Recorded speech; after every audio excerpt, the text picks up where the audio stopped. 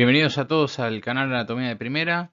En la clase de hoy vamos a comenzar con el desarrollo de neurofisiología y vamos a comenzar tratando el tema potencial de acción. El potencial de acción en neurofisiología es un tema muy amplio y abarcativo, por lo cual vamos a hacer una reseña de los temas más importantes para poder interpretar el funcionamiento de todo el sistema nervioso desde la región central, periférica y el sistema nervioso autónomo. Los temas que vamos a desarrollar son generalidades, el potencial de acción con el umbral de excitación, despolarización, repolarización, la hiperpolarización, los periodos refractarios y algunas características de otros tejidos que producen algún cambio desde el punto de vista de su membrana a través de la llegada de este potencial bioeléctrico que es el potencial de acción. Desde el punto de vista de la neurofisiología, el potencial de acción es la señal nerviosa por excelencia.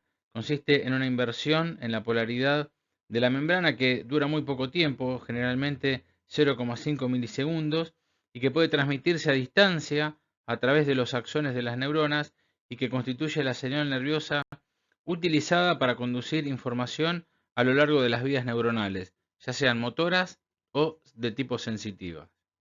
Lo que tenemos que considerar en primera instancia es que en una célula, vamos a tomar el caso de una célula nerviosa en este caso, con un potencial de reposo de menos 90 milivoltios, van a producirse cambios de acuerdo al ingreso o al egreso de los diferentes iones, que pueden ser positivos a los que llamamos cationes o negativos a los que llamamos aniones y que van a provocar un cambio considerable dentro de lo que es este potencial de membrana. Este potencial que nosotros registramos ahora de menos 90 milivoltios se encuentra en el espacio intracelular. Vamos a ver ahora los cambios que puede sufrir la neurona desde el punto de vista intracelular a través de justamente el ingreso y el egreso de los diferentes iones de acuerdo a la carga que cada uno de ellos tiene. Por ejemplo, tenemos en estado de reposo, como habíamos mencionado antes, menos 90 milivoltios. Y acá nos encontramos en el espacio extracelular con sodio y en el intracelular con potasio. En el momento en el que se produce el ingreso de sodio desde el extracelular al intracelular, como el sodio es positivo, va a provocar un cambio dentro del potencial intracelular que va a pasar de los menos 90 milivoltios a menos 85 milivoltios por justamente el ingreso de este ion positivo que es el sodio. En el caso de volver al estado principal, que es el momento de reposo, volvemos a los menos 90 milivoltios y en el exterior celular nos encontramos con el cloro, que es negativo. A través de su ingreso, el potencial de la célula pasa de menos 90 a menos 95 milivoltios. De esta manera es más electronegativo que antes. Volvemos al estado de reposo y ahora vamos a comprobar qué es lo que sucede cuando, en este caso, se produce el egreso de un ion positivo, como es el potasio. La célula vuelve a establecer dentro de su interior celular un potencial nuevamente más electronegativo. De menos 90 pasa a menos 95 milivoltios. De esta manera entonces podemos determinar que los cambios del potencial eléctrico dentro de la célula que se generan a través de la membrana, luego se trasladan a lo largo de toda la membrana celular, generando lo que veremos más adelante como despolarización, pasando por los diferentes periodos que se producen dentro de este potencial de acción. El potencial de acción entonces se refiere a los cambios rápidos, como dijimos antes, en milisegundos, de el potencial de membrana, pero que luego se expanden o se extienden rápidamente a lo largo de toda la membrana celular. Se produce una inversión en la polaridad de la membrana, que es de milisegundos, muy rápido, se transmite a distancia a través de los axones de las neuronas y constituye la señal nerviosa a partir de la cual se conduce información a lo largo de vías neuronales que pueden ser vías motoras o vías sensitivas. Todo esto entonces gracias a la generación y al impulso de este potencial bioeléctrico que determinamos o que llamamos potencial de acción. El potencial de acción fue objeto de estudio durante mucho tiempo y a través de dos biofísicos británicos como Hodgkin y Huxley, que estudiaron exhaustivamente la permeabilidad iónica de la membrana a través de la acción gigante de calamar, con una técnica que se llama clampeo de voltaje, pudieron determinar justamente la diferencia de permeabilidad que presenta la membrana celular y los cambios del potencial de acción justamente a través de la permeabilidad de los iones. Esto les brindó el Premio Nobel de Medicina y Fisiología en el año 1952. A través de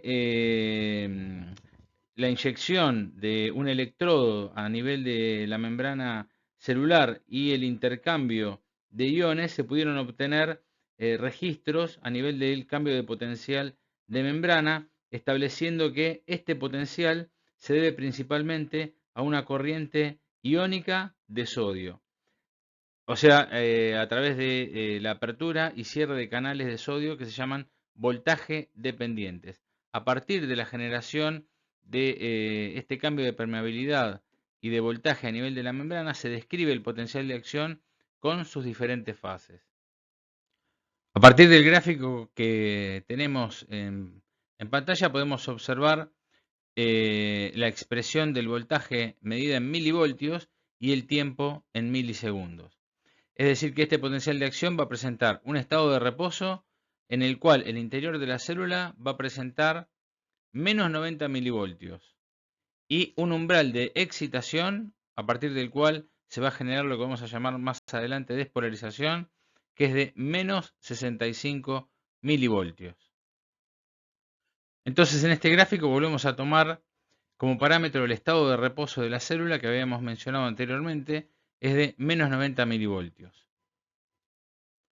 A partir de ese estado de reposo, la célula a nivel de su membrana lo mantiene estable y en un determinado momento se produce la entrada de un ion positivo, que es el sodio, a través de canales que son químico dependientes, para después llevar al potencial a su máxima expresión.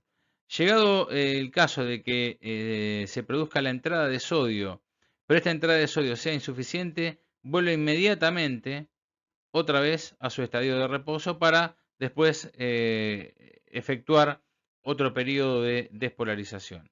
Pero mientras se produce la entrada de sodio a través de canales que son químico dependientes, se produce lo que conocemos como efecto del todo o nada. Cuando la concentración de sodio en el interior celular alcanza una cantidad acorde para que esa célula, o mejor dicho, esa membrana, cambie su potencial de menos 90 y lo lleve a menos 65 milivoltios, esa entrada de sodio produce la apertura de canales voltaje dependientes. Llamamos canales voltaje dependientes porque justamente dependen del cambio del potencial bioeléctrico a nivel de la membrana. Por lo tanto, en ese momento, ese potencial, que es de menos 65 milivoltios, cambia, pasa de un extremo negativo a un extremo positivo, llegando a 35 milivoltios. De esta manera, con el ingreso adecuado de la cantidad de sodio que necesita el interior celular, se produce la fase de despolarización a nivel de la membrana celular con el cambio del voltaje. Vamos a ver ahora específicamente cómo se lleva a cabo, desde el punto de vista bioquímico, toda la generación de la apertura y cierre de canales, desde el punto de vista químico y desde el punto de vista eléctrico. Cuando nos referimos a la ley de todo o nada, hacemos referencia justamente a la apertura en primera instancia de los canales de sodio químico dependientes y que permiten llegar al umbral de excitación de menos 65 milivoltios para que luego se produzca la apertura de los canales de sodio voltaje dependientes. De esa manera se alcanza el umbral de excitación, la apertura de los canales de sodio voltaje dependientes y a partir de ese momento se genera el potencial de acción. Es decir que nosotros tenemos la membrana celular, el espacio extracelular el intracelular con un voltaje en el interior de menos 90 milivoltios. Acá nos encontramos con las proteínas de transmembrana, en este caso canales de sodio voltaje dependientes, y en este caso un canal que es de sodio ligando dependiente. Quiere decir que necesita de la llegada de un estímulo que va a acoplarse al receptor y que va a permitir justamente el comienzo del cambio de la permeabilidad de la membrana. En este momento, cuando tenemos un potencial intracelular de menos 90 milivoltios, los canales de sodio se encuentran completamente cerrados. Hacemos referencia a los canales de sodio voltaje dependientes.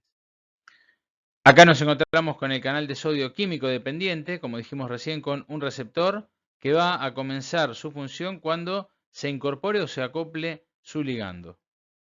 De esta manera, el ligando, vamos a tomar el ejemplo de la acetilcolina para el complejo muscular. El canal lo encontramos completamente cerrado y cuando se une el ligando, en este caso el neurotransmisor, que es la acetilcolina, se produce la apertura de este canal de sodio químico dependiente, permitiendo de esta manera el ingreso de sodio desde el exterior al interior de la célula.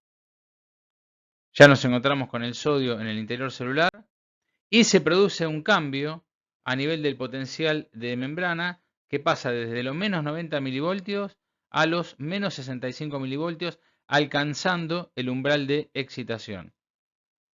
De esta manera, cuando se alcanza el umbral de excitación, se produce la apertura de los canales de sodio voltaje dependientes. De esta manera, va a haber un cambio drástico a nivel del potencial de membrana que va a pasar de menos 65 milivoltios a un umbral positivo de más 35 milivoltios, generando o desencadenando el potencial de acción.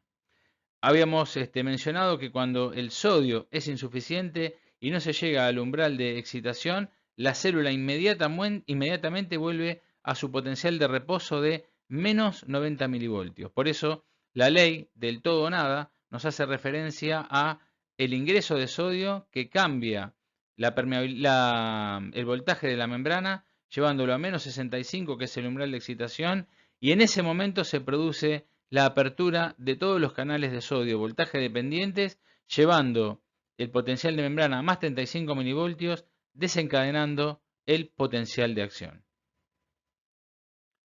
Una vez entonces alcanzada la despolarización, a través de la apertura de los canales de sodio químico dependientes, llegando al umbral de excitación de menos 65 milivoltios, se alcanza el punto máximo de despolarización, llevando el potencial eléctrico de la membrana a 35 milivoltios. A partir de ese momento se genera lo que sería otra vez el estado en el que la neurona o la célula vuelve a su umbral de reposo. Comienza con lo que llamamos repolarización. En ese punto se produce una apertura de canales de potasio de activación lenta y comienza el descenso del potencial bioeléctrico de la membrana. En este caso, a través de la apertura de los canales de potasio, la célula tiende a volver a su potencial de reposo que corresponde a los menos 90 milivoltios. En este punto, aproximadamente cuando el potencial bioeléctrico alcanza unos 20 milivoltios, en este caso positivos, se empiezan a cerrar los canales de sodio. Ese cierre de canales de sodio provoca la salida de potasio desde el interior de la célula hacia el exterior. Una vez alcanzado el potencial de reposo, debido a esta salida de potasio, la célula vuelve a negativizarse más de su estado de reposo, o sea que llega aproximadamente a los menos 110 milivoltios. En este punto de la hiperpolarización comienza a actuar una proteína de transmembrana que se llama bomba de sodio, potasio, ATPasa o sodio potasio dependiente. Quiere decir que a través del consumo de ATP por su hidrólisis, o sea, con gasto de energía, produce en este caso la salida del interior celular de 3 iones de sodio y el ingreso de 2 de potasio. De esa manera tiende o vuelve a restablecer el gradiente iónico y lleva la membrana a su potencial de reposo de -90. Una vez generada la fase de despolarización a través del potencial de acción, llega un punto en el que, en este caso, la neurona pierde el efecto de la apertura de los canales de sodio voltaje dependiente porque estos se cierran y pasan a estar inactivos. Se requiere un cierto tiempo para que puedan volver a activarse, tanto los canales de sodio ligando dependiente como los voltaje dependientes.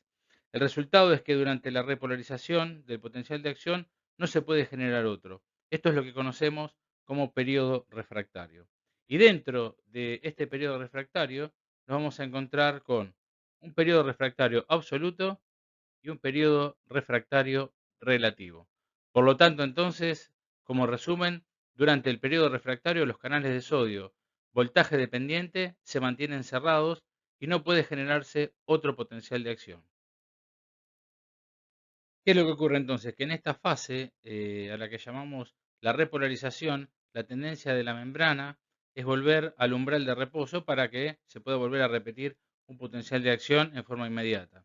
Pero nos encontramos con dos etapas dentro de esta repolarización, que son los periodos refractario absoluto y relativo. En el absoluto no hay ningún potencial de acción. ¿Por qué? Porque los canales, como vamos a ver en el gráfico, están inactivos pero se encuentran abiertos. Por lo tanto, no permiten que se vuelva a generar otro potencial de acción.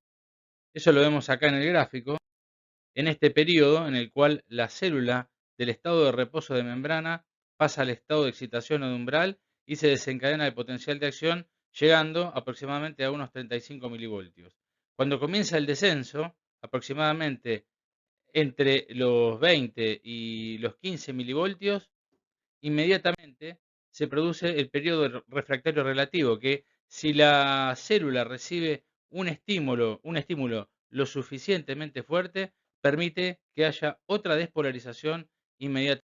Por lo tanto, entonces, en este periodo refractario relativo, si el estímulo es muy fuerte, permite desencadenar un nuevo potencial de acción a pesar de que esos canales se encuentren completamente cerrados.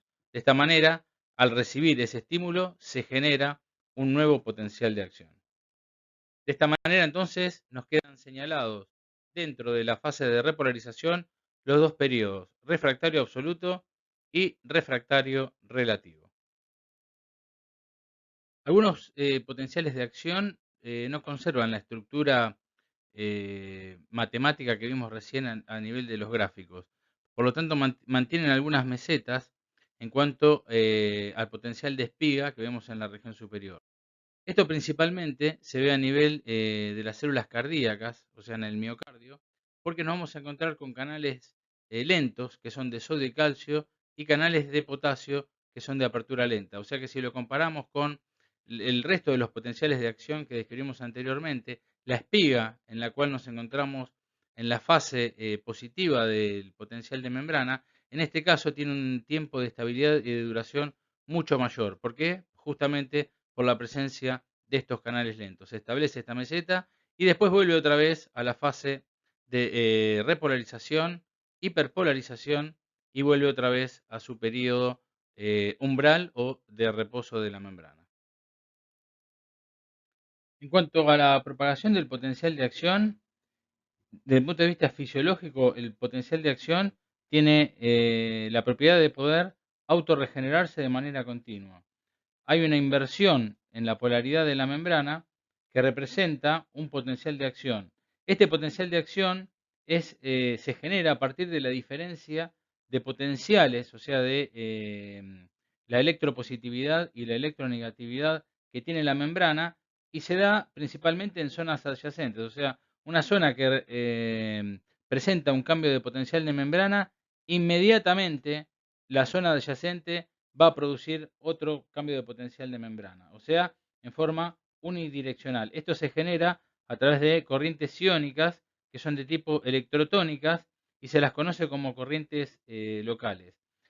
Estas provocan una inmediata despolarización de la membrana vecina y tienen la particularidad también de aumentar la amplitud en cuanto al potencial bioeléctrico que es varias veces mayor que la necesaria para alcanzar el valor umbral de despolarización. A partir de ese momento es cuando se producen los canales de sodio, la apertura, mejor dicho, de los canales de sodio voltaje dependientes, y de esa manera se genera un nuevo potencial de acción en el área de la membrana adyacente, o sea, en el área próxima a la cual se produjo o se originó el primer potencial de acción. Quiere decir que acá tenemos una propagación inmediata del estímulo que recorre a lo largo toda la membrana, en este caso del axón de la neurona.